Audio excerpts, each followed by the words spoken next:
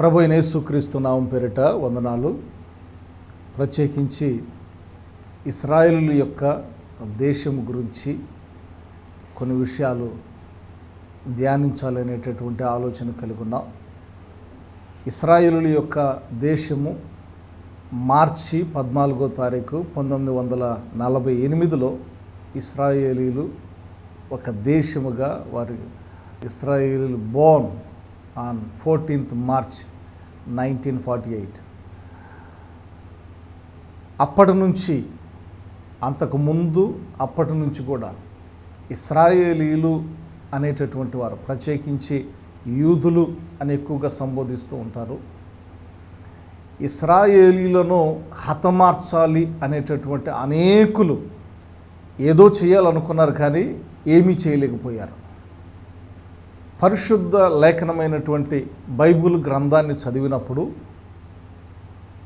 ఇశ్రాయేలీలను శిక్షించాలన్నా, ఇశ్రాయేలీలను రక్షించాలన్నా అది వారు నమ్ముకున్నటువంటి దేవుని వల్లే అవుతుంది, కానీ ఇంకెవరి తరం కాదు.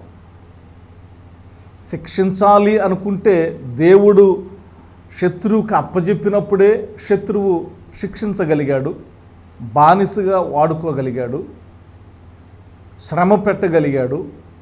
మరలా దేవుడు కనికరించినప్పుడు, వాత్సల్యత చూపినప్పుడు, ప్రేమ చూపినప్పుడు ఇశ్రాయేలులకు మూల వ్యక్తి అయినటువంటి అబ్రహాము యొక్క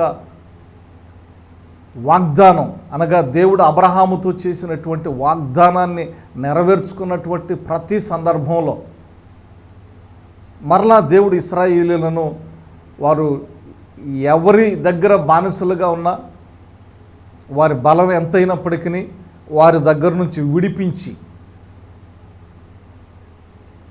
హెచ్చించినటువంటి విధానాన్ని లేఖన భాగంలో చూస్తూ ఉంటాం.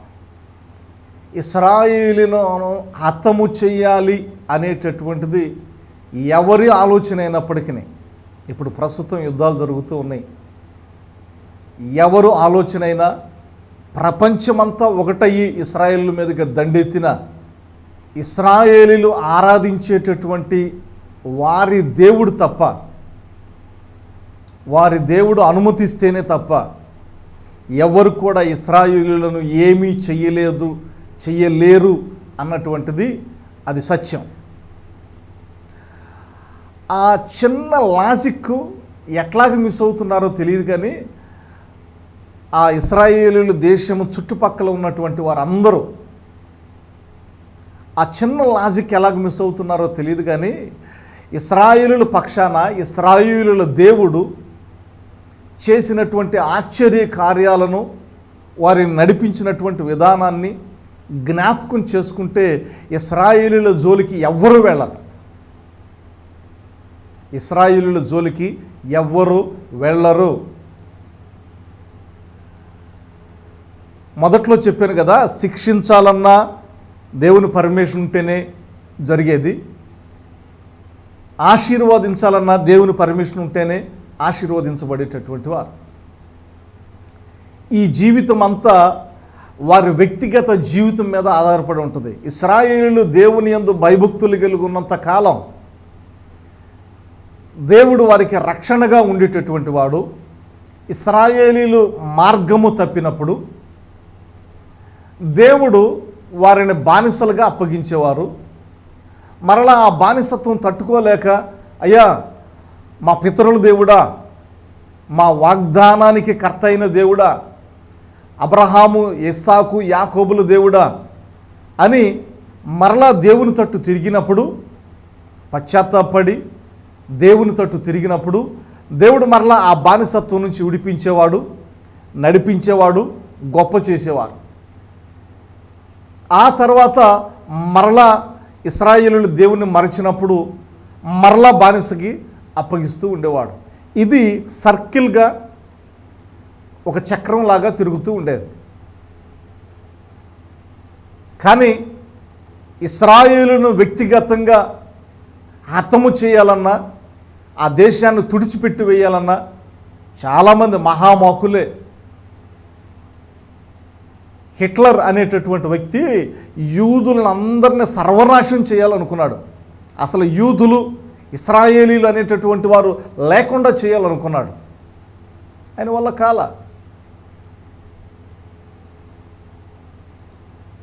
ఇశ్రాయేలీలు ప్రపంచం నడుబొడ్డున ఉన్నారు. ప్రపంచమంతా ఉప్పెన కమ్మినట్లుగా కమ్మినప్పటికీ ఇశ్రాయేలులను ఎవ్వరూ ఏమీ చేయలేరు.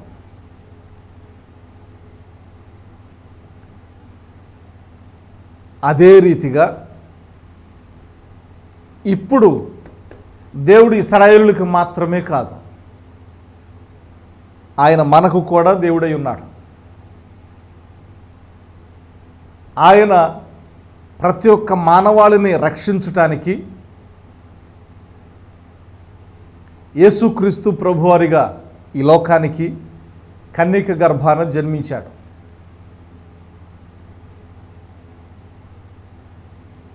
ఆ దినాలలో దేవుడు అబ్రహాముకు వాగ్దానం ఇచ్చాడు. ఎందుకంటే అబ్రహాము నమ్మాడు కాబట్టి. ఈ సందర్భంలో, ఈ కాలాల్లో మనం కూడా నమ్మితే ఇశ్రాయేలులను కాపాడుతున్నటువంటి దేవుడు నిన్ను నన్ను కూడా కాపాడటానికి సిద్ధంగా ఉన్నాడు. ఇశ్రాయేలుల దేశం ఎంత పవర్ఫుల్గా ఉందో నిన్ను నన్ను కూడా అంత పవర్ఫుల్గా చేయగలిగినటువంటి దేవుడు. ఎందుకంటే ఆయన నిన్న నేడు నిరంతరము ఏకరీతిగా ఉన్నటువంటి దేవుడు.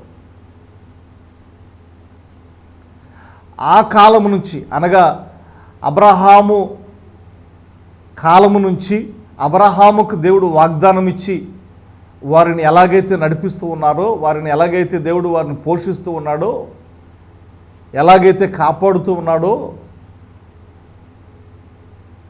మాట ఇచ్చిన దేవుడు, వాగ్దానం ఇచ్చినటువంటి దేవుడు వాగ్దానాన్ని మరిచిపోకుండా ఎలాగైతే నడిపిస్తూ ఉన్నాడో, మనము కూడా ఆయన యొద్దకు చేరితే, ఆయన నీడకు చేరితే మనలను కూడా అట్టి వాగ్దానంతో నడిపించగలిగినటువంటి దేవుడు. నమ్మితే రక్షించబడతావు, నమ్మితే స్వస్థపరచబడతావు, నమ్మితే నరకము నుంచి తప్పించబడతావు, నమ్మితే నిత్యత్వాన్ని పొందుకుంటావు. అబ్రహాము నమ్మాడు, అది అతనికి నీతిగా ఎంచబడింది. నీవు కూడా, నేను కూడా ఆ దేవుణ్ణి నమ్మితే, యేసయ్యను నమ్మితే మనము కూడా అట్టి గొప్ప రక్షణ, అట్టి గొప్ప ఆశీర్వాదాన్ని పొందుకుంటాం. దేవుడు మనల్ని దీవించి ఆశీర్వదించునుగాక. ఆమేన్.